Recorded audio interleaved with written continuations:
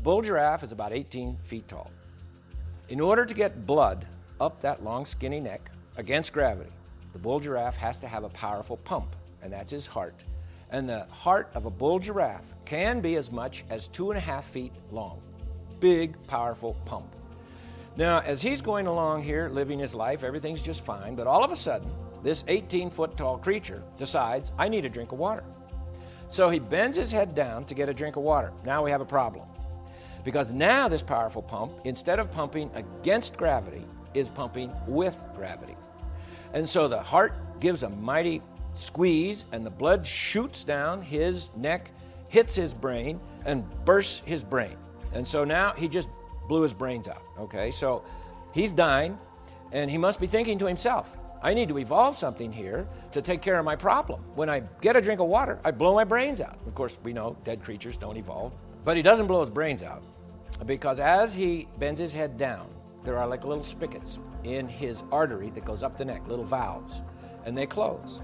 But the last pump is beyond the last valve.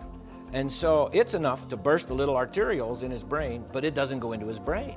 The last pump kind of goes whoop underneath the brain into like a sponge. And this sponge just gently expands, and he hasn't blown his brains out, and he gets his drink of water, and now he sees a zebra kind of running up from this side, and he just ignores it. But he sees a lion coming up from this side. Oh, the lion wants to eat me, I gotta get out of here. Now, how does he know the difference, by the way?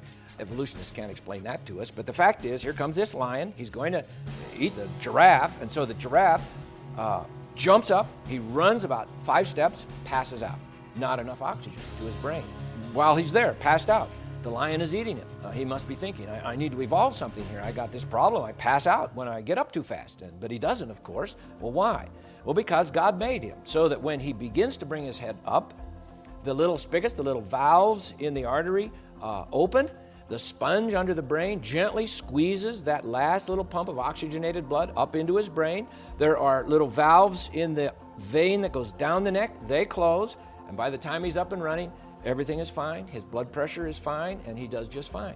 Well, how would that evolve? He needs all of those parts, all there, all at the same time, all at once, or he's dead. And so I think the giraffe is another example of a designer. He needed a designer to design him just like he is.